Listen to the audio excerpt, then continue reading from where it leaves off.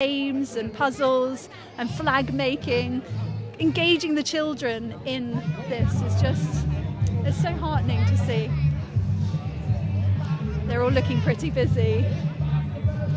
So then over here we've got the wellbeing crew.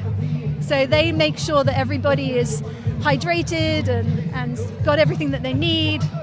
They've got the warm hub. Hello, is anybody from wellbeing able to speak to me on the live stream and just talk a little bit about wellbeing? Sure, yeah, absolutely. Great. No, you're on the spot now. So what does the role of wellbeing entail? So we're here to support people to do self-care and to look after some of the more vulnerable people.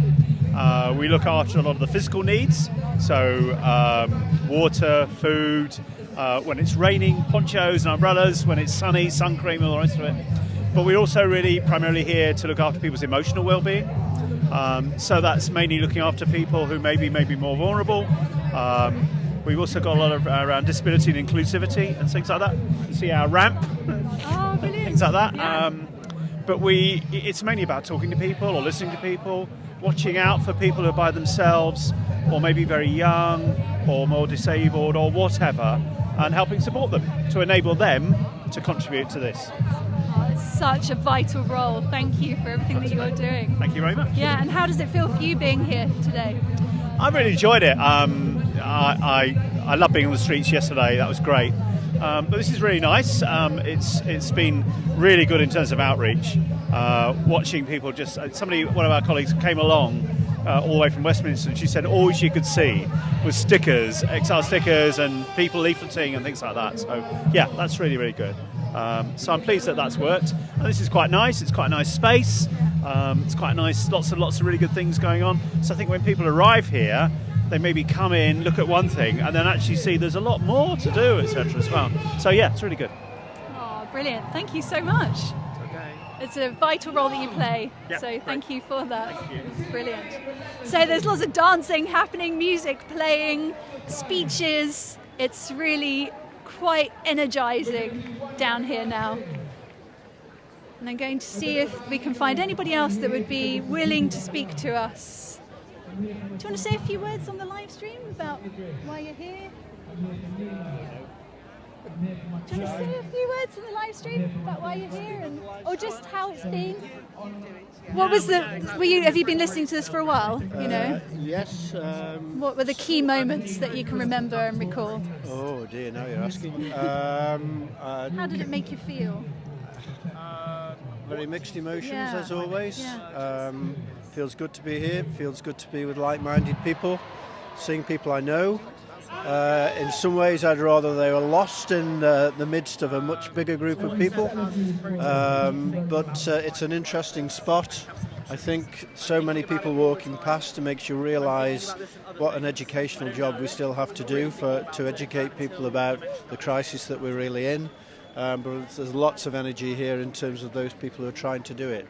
I particularly like Kate Raworth, so I thought she was great today. I'm not sure about her singing skills. She needs to work on that a little bit better. But the content was fantastic, and everyone responded to that. I've not watched everyone, I have to say. I've been doing a little bit of walking about and chatting, so I'm sure there are other really interesting people as well, some of whom I can't remember the names of. Some lovely poetry.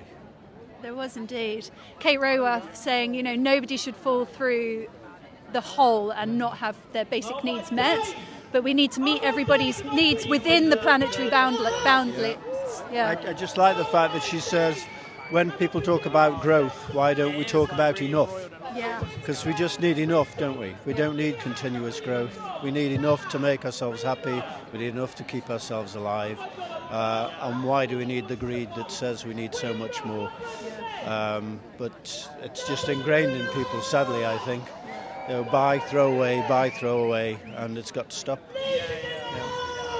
And you said about how you wish that your friends that you knew were lost amongst a sea of people, that there were many more people here. Yeah. Well, that's the whole aim, is for April next year. mobilising 100,000 people to be outside Westminster, getting all the groups together that care about the planet, that want to say to this government that they must act now on climate, to all come together in one go to do it together, because strength is in numbers.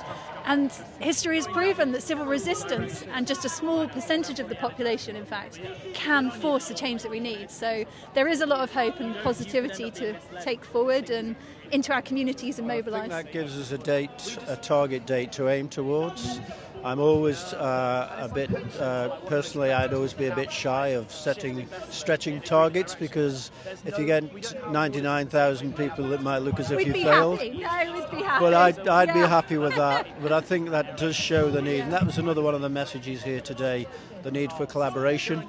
That actually means some compromise as well. I think that we can't be too purist about this. We need to bring everyone together that is concerned about the environment, concerned about climate change, and sometimes that means creating allegiances with the groups which we have some differences with, but we need to focus in this situation on the things that we have in common. Otherwise, we will be split. We will have difficulty getting those numbers, precisely because others will want to create division. So we need to emphasise on the things we have in common. And we all have in common the fact that nobody's going to escape the effects of climate impacts and the breakdown of our natural living systems. So, everything else sort of pales into it. Well, I mean, the climate crisis doesn't care about our political orientation or our sex, race, religion. So it is something for all of us. And yeah, a message for all those Conservative voters out there. Come and join us. Well, yes, and we need to be welcoming towards them. Yeah, no, absolutely. I think that there is some time. Well, there needs to be an anti-government feeling, because this government is taking us backwards. But we know that there are people within the Conservative movement who care about climate. Well, we need to put those political differences aside. Sorry. And I personally wouldn't find that very easy. But if it means that we end up with a climate that's livable, then we just have to do it. And then we need to take climate out of the political arena. And I don't think it's the likes of us who are centre and left leaning that have made it political. I think it is a certain part of right-leaning people who deliberately made it political, and those are the people on the right who care about the future, care about their children. They need to come and join us. Yes, they do. We need everybody, and Extinction Rebellion welcome absolutely everybody into this movement, and rightly so. Well, enjoy the rest of your afternoon. Thanks for chatting to me. And tomorrow, indeed, yes. Come and join us tomorrow, 10:30 at Hyde Park at the the Tree of Resistance, where we're going to join a youth-led march to Parliament Square, taking an oak sapling from Norfolk, from the Tree of Resistance, or the Kep tree,